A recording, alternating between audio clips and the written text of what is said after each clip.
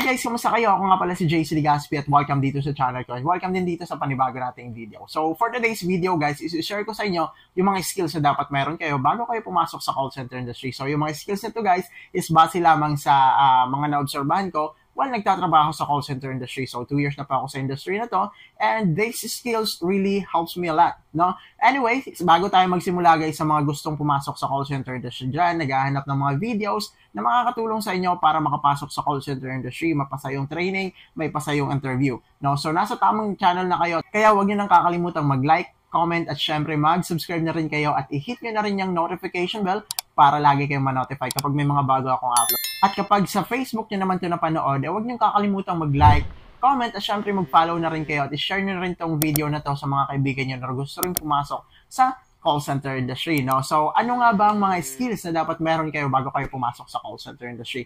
So, of course, number 1 dyan is yung English communication skills. Though, meron naman Tagalog na industry, but nandito tayo sa English, sa call center industry na we're in, English yung ating ginagamit na lingwahe, no? So, kaya, English communication skills, number 1 natin yan, no? So, syempre, kailangan dapat nakakapagsalita ka ng English ng proper, no? Nakakapag-construct ka ng grammar, proper, and syempre, na-i-pronounce mo yung mga words ng proper and the way na maiintindihan ng kahit sino. Guys, linawin ko lang, no? Hindi nyo kailangan dapat sobrang galing sa pag-English. Hindi nyo kailangan na sobrang lalim ng vocabulary nyo. And hindi nyo rin kailangan ng yung magkaroon ng American accent, no? Or British accent. No need for that, no? So, yung kailangan nyo lang is basic English.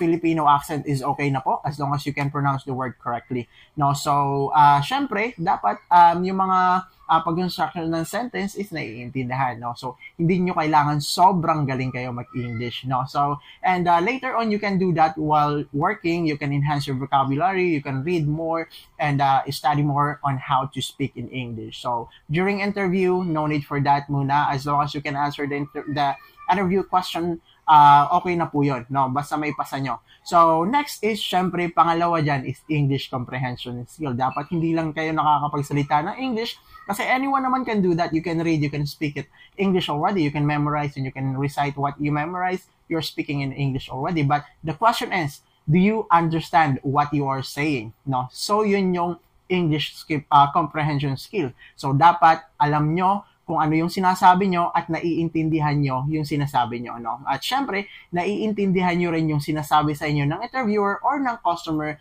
kapag nakapasok na kayo sa call center industry, no? So, yun yung English comprehension skill. And syempre, third dyan is reading comprehension skill. So, dapat, kasi guys, sa call center, madalas kami nagsisearch, nagbabasa, and ini-explain namin sa customer yung mga binabasa namin. Base yan sa tanong nila, no? So, dapat maintindihan mo yung tanong para hanapin mo na lang, isi-search mo yun kung hindi mo pa alam, no? Just in case alam mo na, you just have to tell it to them directly, or kapag bago yung concern, you have to search it, understand the situation, and deliver it to the customer. So, that's why you need a reading comprehension as well. Now, fourth natin na ginagawa, syempre, yung computer skills, typing skills mostly. Kasi guys, yung typing skills sa computer or sa call center actually is gamit na gamit siya. Bakit? So, kada tapos ng call, kailangan mo mag-note sa customer. Kapag 50, 100 customer na handle mo isang araw, 100 account din yung ino-notes tan mo. So, hindi lang yun, guys. During nag-explain si customer, you have to take notes of everything that the customer is saying if possible. But if you can't do that, you just have to take note of every important details ng mga sinasabi ng customer for you to go back to your notes just in case, no, makalimutan nyo. You don't need to ask again to the customer because the customer will get frustrated to you if paulit-ulit yung tanong mo, no? So, yun lang. Yun yung sa typing skills, no? And aside pa sa typing skills, dapat meron din kayong attentive listening skills. Alam nyo kung bakit? Kasi guys, yung mga customer, kailangan naka-pay attention kayo kapag nagsasalita sila para makuha nyo every detail ng sinasabi nila and you don't have to ask them again. So, kapag paulit-ulit yung tinatanong si customer, magagalit yan, no? So, alam naman mga short short-tempered kasi yung mga customer natin, no? So, kapag paulit-ulit ka, magagalit yan, mag-aas ng supervisor yan, and irereklamo ka pa sa supervisor mo. So, kailangan yung attentive listening skill mo. Aside from that, syempre, during training din, gamit na gamit yan,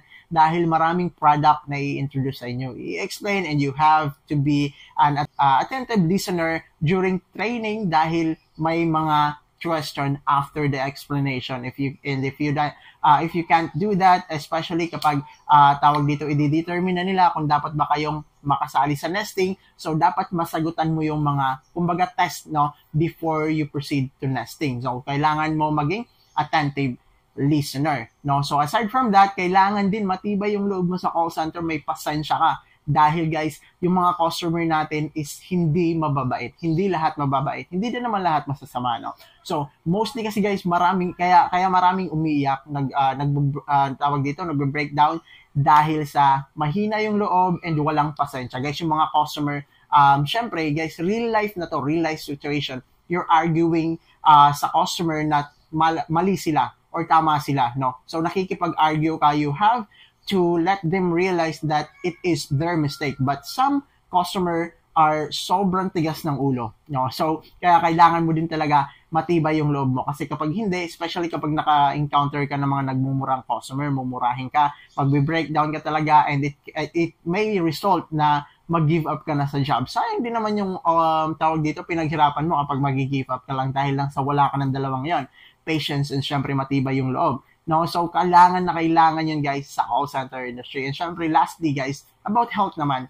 So kung sa tingin mo hindi mo kaya yung graveyard, hindi ka para sa graveyard and magkakasakit ka kapag graveyard ka or sa panggabi ka magtatrabaho, well guys, wag mo nang ituloy kasi health is wealth pa rin, no? So kapag hindi kaya ng katawan mo, wag mong pilitin, baka kasi ikasama mo pa yan. Now, though meron namang mga schedule sa pang-umaga, but there are times that if you don't have a proof na kailangan mong ipang-umaga talaga, bawal ka sa panggabi, hindi ka magpapang-umaga. No, pwede naman ilipat yung schedule mo, but there must be a documentation supporting that, saying that you need to be scheduled in the morning. No, but if training, wala kang option, no guys. Lahat kasi madalas training is panggabi para masanay na kayo sa graveyard. So guys, yun lang lahat ng skills na kailangan nyo. You must possess those skills, yung mga basic skills lang yun, na sinabi ko, mga important skills na dapat meron kayo. Sana nakatulong itong video na to sa mga aspiring call center agent dyan. And sana guys, kapag nagustuhan nyo rin itong video na to, huwag nyo nang kakalimutang mag-like,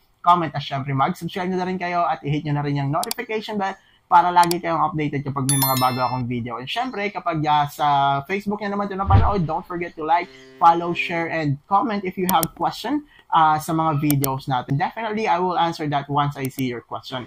Now, so yun lang po. Salamat again sa panonood. Again, this is JC Legaspi. Adios, amigo. Bye-bye.